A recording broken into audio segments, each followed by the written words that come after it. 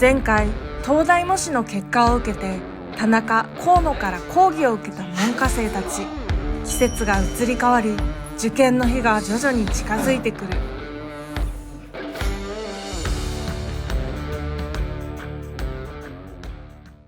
皆さんおはようございます。おはようございます。最近いろんな模試が返ってきたと思いますが、どうでしたか？めっちゃ悪かったです。その原因とかって自分でなんか分かっていますか？はい、数学です。細かいにイコールつけてないとか、わけわかんないことをしてたので、次に生かそうと思います。なるほど。じゃあ新君は寸大の全島の模試で、世界史でてっぺんを取らせていただきました。得意科目っていうのを伸ばして、そこで突き抜けるっていうのもかなり得点戦略としてはいいので、これも伸ばしていきましょう。はい、みゆちゃんどうでしたか？結構力を入れた科目は伸びにいったので、ただ逆に社会科目がだいぶ苦手で、それがすごく反映されているので、英語はもう点数3倍とかになったもんね本当にものすごく伸びて、社会はもう手つけて詰め込めばある程度の点数は絶対取れるから詰め込んでいきましょう。どうですか？そうですね、もしちょっとあと1点で A 班っていう、そのちょっと惜しかったんで、物理とかそういう細かいミスでどんどん光っちゃったりして、そういうミスをこのあと何ヶ月かでどんどん減らしていく作業をしていかなきゃなって感じしました。どうだった？元気くんは夏模試からはまだ何も次の模試がいつは寸大の東大です。はいはいはい。みんな東大模試何個か受けて、模試によってばらつきだったり波だったりっていうのはあるんですけど、結構 B 判定以上もね、取れる子もちらほら出てきて、このまま最後まで努力を積み重ねていけばきっといい結果が出るんじゃないかなっていうふうに思います。ただ一個気になるのが元気くんがちょっと自信がなくなってきてるんじゃないかなっていうのが不安で、っていうのも過去に模試で志望校のところに離散っていうふうに書かなかったり、あるいは過去のインタビューでもちょくちょくそういう発言してるんですよね。みんな模試どんぐらいですか？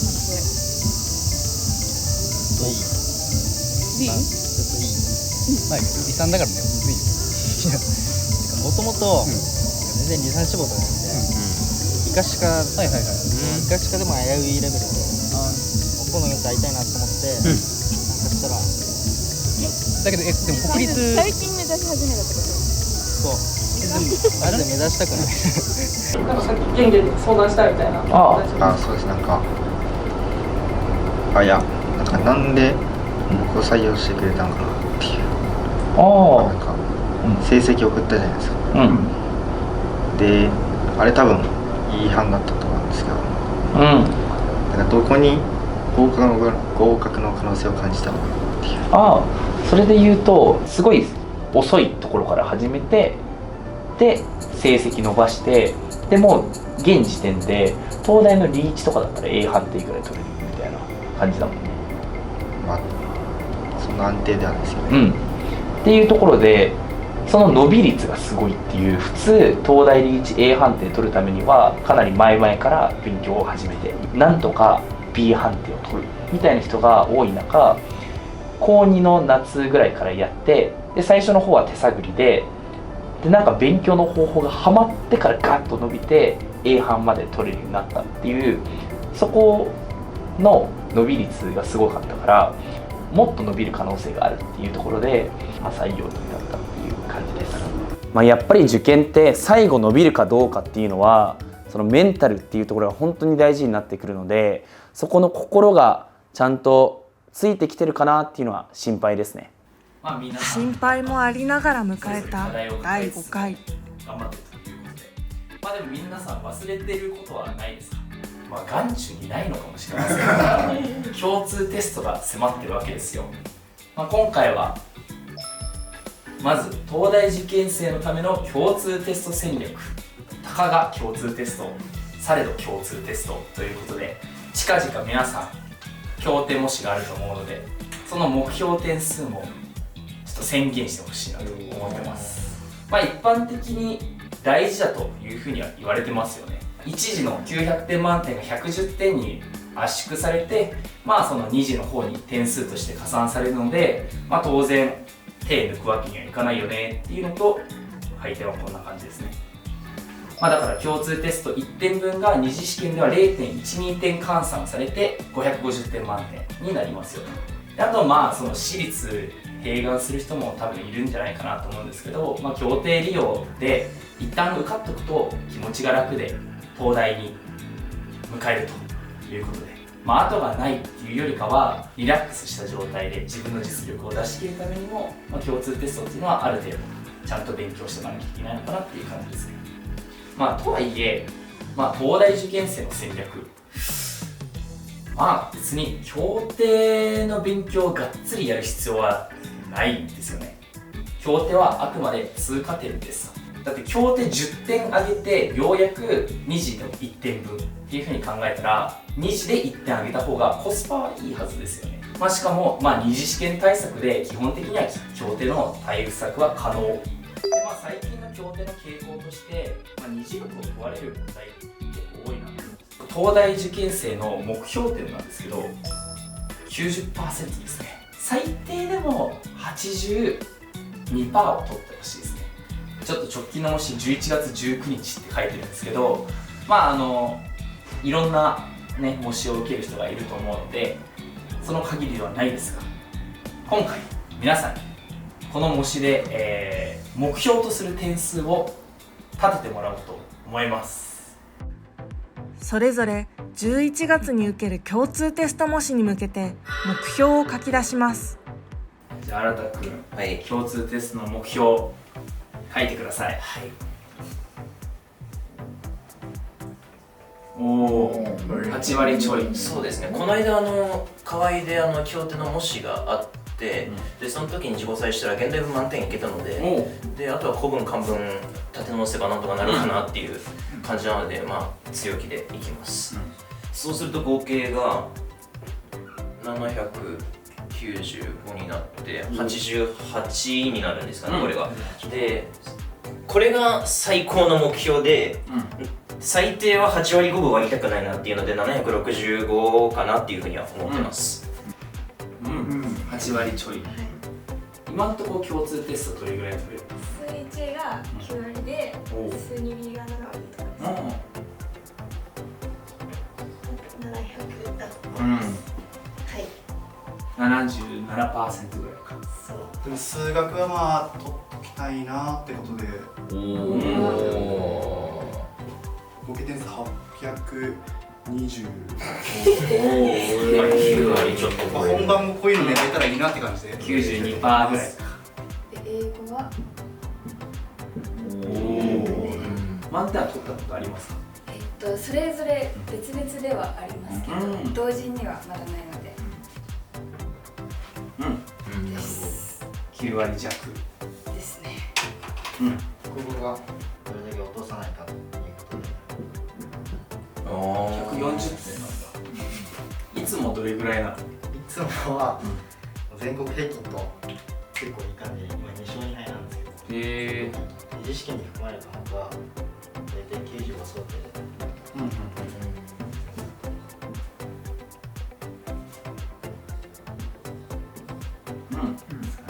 780点。まあ国語もうちょい取ってほしいけどね。ただまあその一歩一歩ね、目標をちょっとずつ高くしていくっていうのは必要だと思うので、やっぱり二次試験の科目がちゃんと点数取れるっていうのが大事なことではあるから、まあ、とりあえずこの目標点数をしっかりと取って目指して頑張ってください。門下生たちの協定模試、目標点数はこちら。全員での目標達成に期待です。いつまで学校ですか？いい話。去年の記憶を呼び起こそうとしたんだけど、なんか消えかかっててさ、なんかだいぶあれどうだったっけってなってる今頭の中が。俺基本2学期で終わる。夏は12月か。1月なんで冬休み明けに期末？共通テストかぶるんだよね。あ、じゃあ受けなくてもいいってこと？多分学校の雰囲気ってどんな感じ？冬休みのなんか、今ウィーレ大会が流行ってる。ソシャゲやるの？まあやるにはやってた。パブ G ってソシャゲ？パブ G。パブ G やる。意外すぎる。パブ G と公園やってた。意外。両方やってた。怖っ。どっちがいいの？必勝とか決める？やったことある？ない。そんなうまくないか必勝決めたことはあるけど完全にまぐれなんだよねっていう。必勝決まったら絶対気持ちいい。な。すごいじゃん。なんかさ、模試とかでさ、後ろ指さされない？その、後ろ指っていうかその、ひそひそされない？いや全然。バレない。バレない？多分バレてない。でもたまにね、予備校とかに行って飯食ってると、すみません、もしかしてみたいな感じで声かけられて、たまにね、ごくたまにする。浪人します。もしなったら。もう1年はやらないですけど、まあ行きたいですよ、やっぱり。最初はなんとなく目指してたんですけど、なんかこの動画でいろんな東大生に、そんなちょっとだけどチューターさんとかあって、なんかみんな生き生きしてるなって思って、東大が全てじゃないけど行かなくて後悔するより1年は浪人して頑張ろうと。まず遠いんですよ。とにかく2倍の数時間が東大だと1時間っていうのがあってっていうのと、あとは東大の入りたいサークルであったりとか、なんか個性とかを大事にしてそうだなみたいな雰囲気とかも好きで。何時に起きてんの5時半ぐらい。あれみんなバッターで一人暮らしするの？兄と暮らし。東大だったら普通に近い。1時間で行く力。あ、どうしよう。多分僕は寮に入るかな。何見たくるだっけ？いや、そこじゃなくてな、国際寮ってのができたみたい。めっちゃ綺麗なとこだ。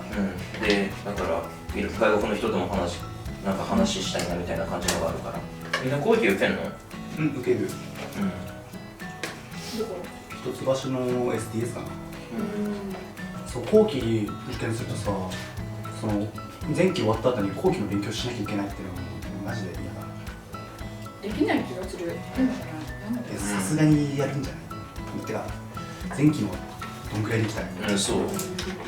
入りたいサークルみたいな。何？クイズと卓球。中学高校に入ってから授業とかがでちょっと才能を感じちゃってるので。俺はコンビニのバイトで可愛い留学生と雑談してたりして、もうダラダラしたいですね。でも医学とか行ったら結構時間なさそうじゃない？あ、そうだからまあ医学は普通に学びたいんです。100万として僕はないです。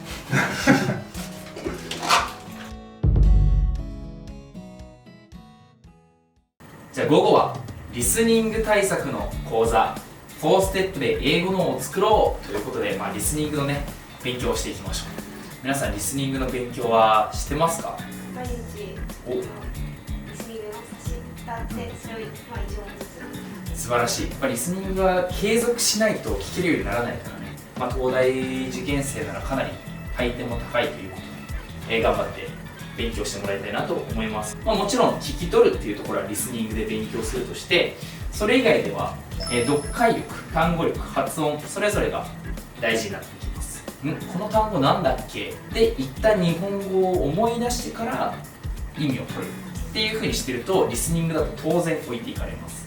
Apple って聞いたら、Apple は、リンゴだからじゃなくて、別にそのリンゴっていう日本語を介さずとも直接的にリンゴの絵が思い浮かぶと思うんですけど、それを他の単語でも難しい単語でもできるようにしていきましょうっていうことですね。で最後発音についてなんですけど、自分で発音できないものって聞き取れないんですよ。例えば R と L っていうのを自分で意識的に発音できないと right か light か、これ自分で今の R のつもりで right って言ったな、 L のつもりで light って言ったなっていうのが分かんないと聞き取れないんですよね。文章を口に出して実際に喋るみたいな、言ってみる、読んでみるっていう勉強をしている人はネイティブの発音っていうのを意識して取り組んでもらえたらいいかなと思います。で実際今回、河野塾イズムのオリジナル教材が今あるので、実際にこの4ステップ練習してみましょう。リスニング講座に挑戦したい方はスターディの公式 LINE から。皆さんお疲れ様でした。ここは本郷3丁目、東大もすぐそばにあるので、みんなでちょっとだけ東大見学して今回の会を終えましょう。一回も行ったことない。本当に初。おす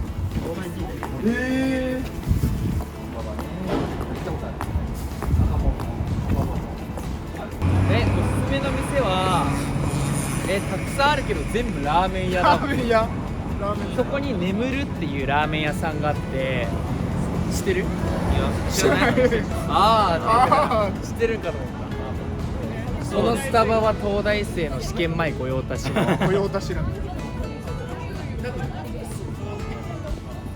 こが赤門です。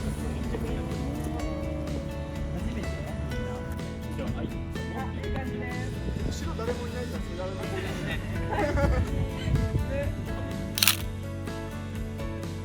せっかくここ来たんで、東大の中身もちょっとツアーしますか。ちょっと撮影はできないんですけど、せっかくの思い出ということでツアーしましょう。バレちゃいました。いい出るのは分かったんで、せめてものいい判定をもらおうと書きましたけど、いい判定。そっちか。寸大か。もうミス。今日中にやってくださいみたいな言われたんですよ。っていうのは普通に忘れて疲れたなと思って寝ちゃいました。これは全然違います。めっちゃいいところだなって感じがしますね。でかくて綺麗でかっこよかったです。建物がで駒場見に行ってもっと行きたくなって、ここ見てもっと行きたくなりました。本当いい気持ちになりました。ああいうところでやっぱり勉強したいです。思った以上にもっといろんな施設があって、ここで勉強したいなって思いました。周りよりも始めるタイミングとか本気になるタイミングも遅くてっていうのもあるので、あとはもう自分で決めたペースっていうのを守ってしっかりやっていこうかなって思っています。